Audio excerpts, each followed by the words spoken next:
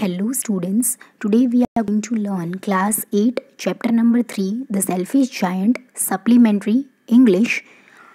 So in the last video we have seen the lesson in which we have seen about the selfish giant कि selfish giant जो था वो कितना selfish था, सिर्फ अपने बारे में ही सोचता था, बच्चों को खेलने नहीं आने देता था। उसकी वजह से क्या हुआ, जो पूरा गार्डन था उसमें समर और जो स्प्रिंग सीज़न था वो नहीं आ पाया और वहाँ पे सिर्फ नॉर्थ विंड देन जो हेल फ्रोस्ट स्नो ये सब चीज़ें वहाँ पे रहती थी। और उसके गार्डन में ना तो फ्लावर्स ब्लॉसम करते थे, ना तो बच्चे खेलने आते थे और ना ही वहाँ पे जो चिड़िया हैं वो सिंग करने आती थी।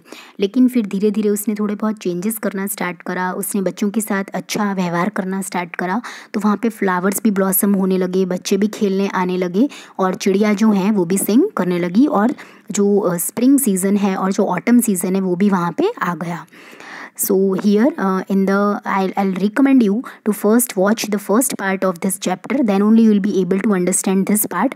I'll be providing you the link of the first part in my description section and then come to this part. So let's read from here. We have reached here.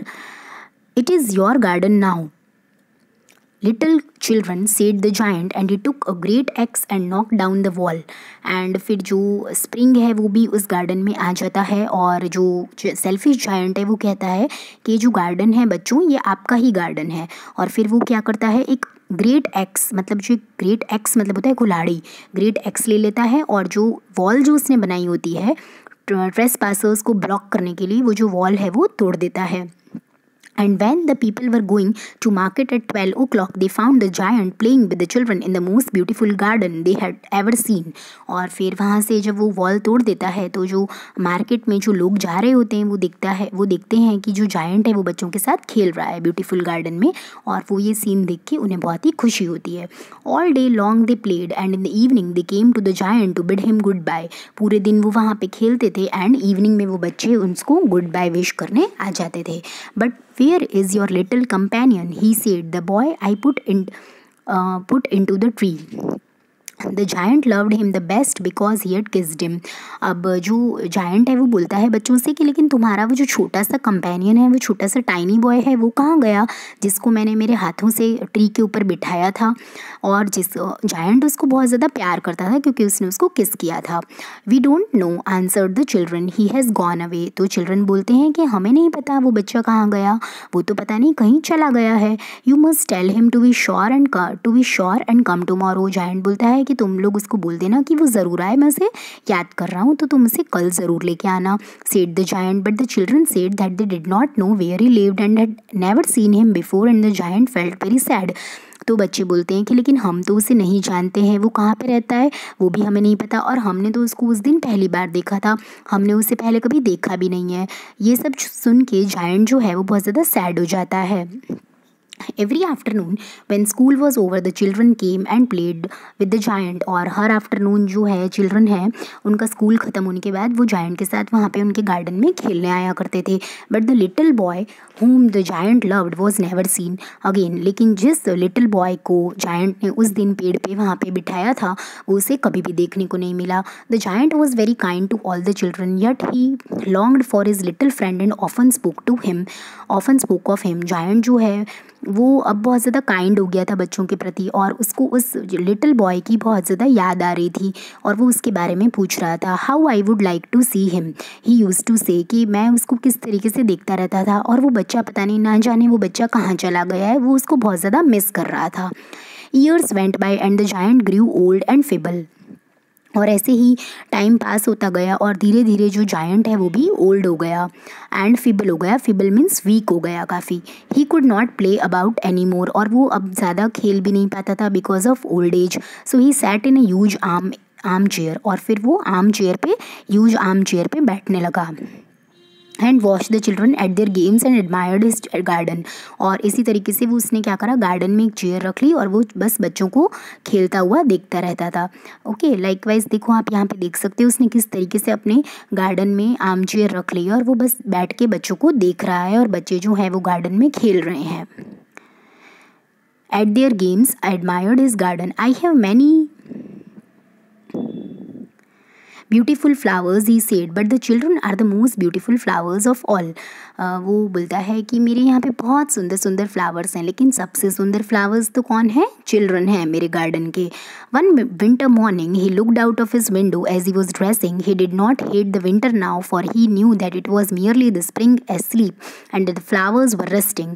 Fine, अब एक दिन क्या होता है, वो अपने विंटर मॉर्निंग में वो विंडो के बाहर देखता है, ड्रेसअप करते हुए विंडो के बाहर देखता है और दिखता है कि विंटर अगेन आ गया है। लेकिन वो अब विंटर को हेट नहीं करता था, क्योंकि उसको पता था कि जो स्प्रिंग है वो सिर्फ स्लीप कर रही है, खाली सो रही है, लेकिन थोड़े टाइम बाद वापस स्प्रिंग सीजन भी आ जाएगा और जो फ्लावर्स हैं वो भी रेस्ट कर रहे हैं।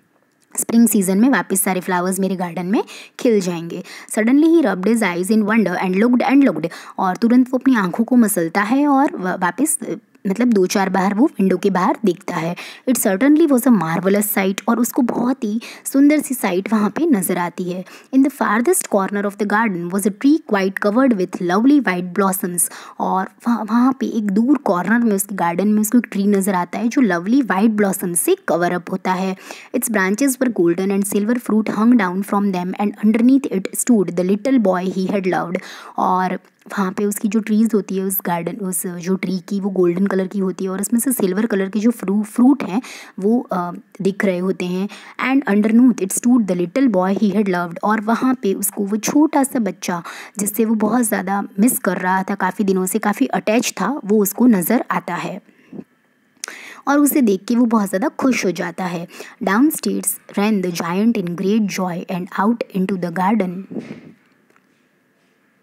और जो जायंट है वो तुरंत अपनी सीढ़ियों से नीचे उतरता है और गार्डन की तरफ आगे बढ़ता है। He hastened across the grass and came near to the child, and when he came quite close his face grew red with anger and he said, who had dared to wound thee. Okay, और वो जब उस बच्चे के पास जाता है, तुरंत हेस्टेंड मतलब बहुत जल्दी भागना, ओके, फास्ट वो रन करके उसके पास पहुंचता है और बोलता है और उसका फेस जो है वो एकदम रेड हो जाता है जायंट का, और बोलता है who hath dared to wound thee, तुमको किसने नुकसान पहुंचाने की ट्राई करी है। For on the palms of the child's hands were the prints of 2 nails and the prints of द 2 nails were on the little feet.